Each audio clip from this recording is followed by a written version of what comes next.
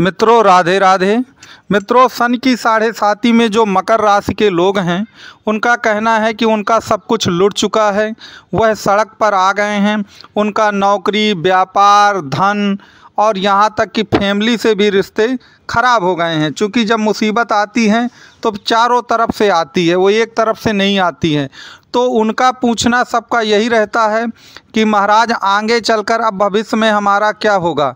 क्या जो कुछ हमने खो दिया है, जो कुछ हमारा लुट गया है, क्या उसके मिलने की कोई संभावना है कि आगे भी कुल मिलाकर इसी तरह का हमारा जीवन चलता रहेगा?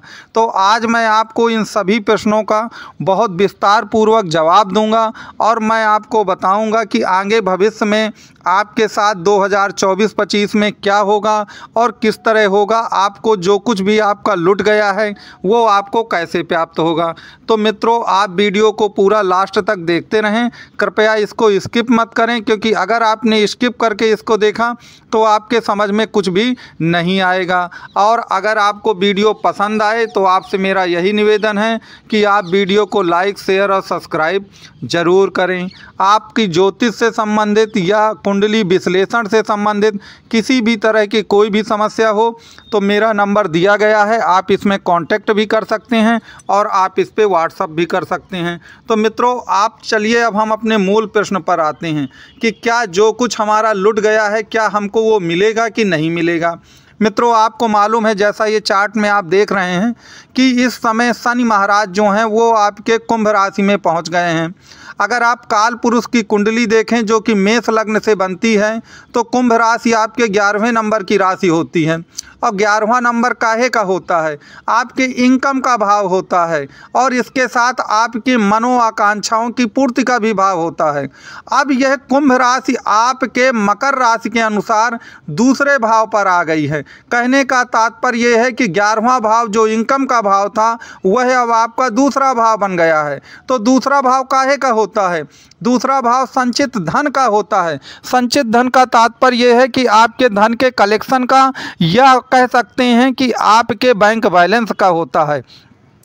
तो जब इनकम का भाव आपका बैंक के बैलेंस का भाव बन चुका है तो याद रखिए जो कुछ भी आपको आर्थिक हानि हुई है सन की 7.5 के दौरान पिछले 5.5 साल, पौने 6 साल में, याद रखिए कि वह सब कुछ धन आपको प्राप्त होगा।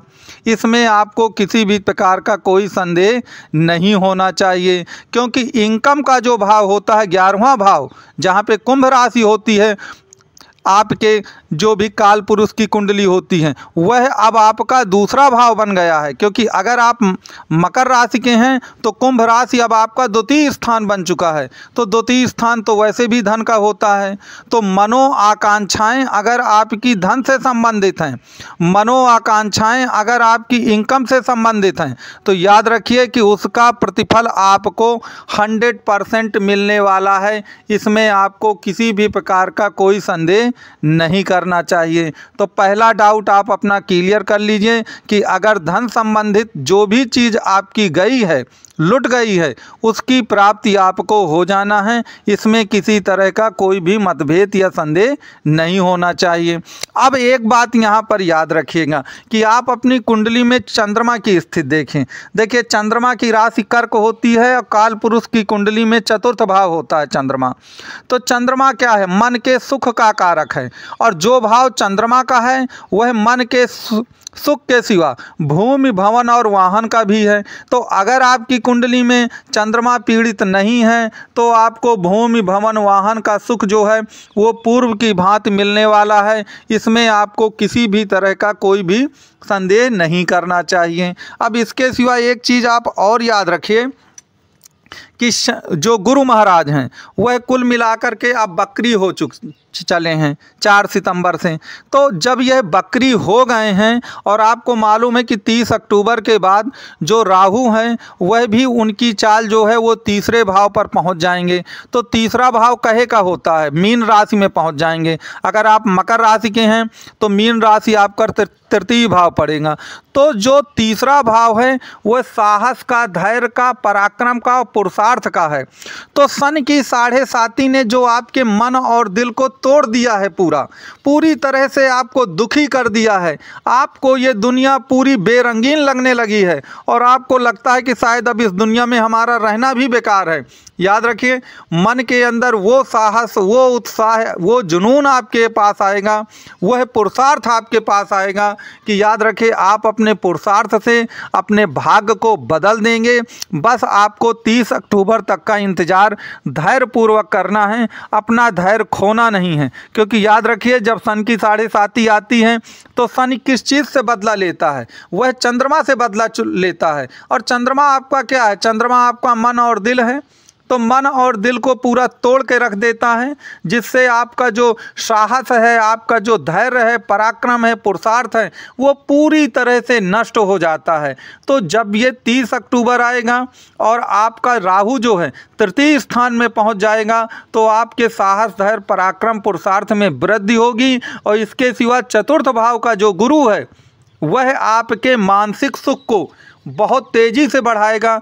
जो मानसिक सुख आपका पूरी तरह से टूट गया था, वह पूरी तरह से आपका कुल मिलाकर के मानसिक सुख जो है वह आपको प्राप्त हो जाएगा। इसके सिवा एक चीज़ आप और याद रखें, जब सन की साढ़े साती में आपका जो शनि है वो कहाँ चल रहा है? कुंभ राशि में चल रहा है। और अगर आप कुंभ राशि को देखें तो कुंभ माने क्या होता है? घड़ा होता है। तो उसका अगर आप चित्र देखें तो घड़े से कोई व्यक्ति कुछ गिरा रहा है। और कुंभ राशि शतभिषा नक्षत्र से बनती हैं। तो शत का मतलब 100 होता है, 100 प्रकार की भिषाएँ, इच्छाएं हैं। और उस घड़े के अंदर 100 प्रकार के रहस्य छिपे हुए हैं। कब कौन सा रहस्य आपको कब मिल जाए और आपकी किस्मत पलट जाए, ये कोई नहीं जानता है। इसलिए आपको कुल मिलाकर होप बना के रखना है, पूरी तरह से आपको सकारात्मक रहना है। क्योंकि अब वो समय आ गया है जब वर्षों की पीड़ा के बाद खुशियों के दिन आने वाले हैं। इसलिए आपको घबराना नहीं है और ना ही आपको कुल मिला के निराश होने वाले हैं आप। क्योंकि कुंभ में शनि का आना, कुंभ एक घड़ा है और उस घड़े में आपके लिए बहुत कुछ है। आप उसका केवल धैर्यपूर्वक इंतज़ार करना सीखें। उस घड़े में आपके लिए वो सब कुछ है जो आपको चाहिए और जो आपको कुल मिला के बुलंदियों तक पहुंचा देगा। तो उस घड़े में क्या क्या है, उसकी प्राप्ति के लिए आपको धैर्यपूर्वक इंतज़ार करना पड़ेगा। और याद रखिए 100% उससे आपके लिए अमृत ही निकलेगा और निश्चित तौर पर आपकी किस्मत बदल जाएगी। तो मित्रों, मैंने ये ब्रीफली रूप से आपको बहुत कुछ समझाने की कोशिश की है कि सन की साढ़े साती में जो कुछ भी आपको गया है वो कैसे मिलेगा।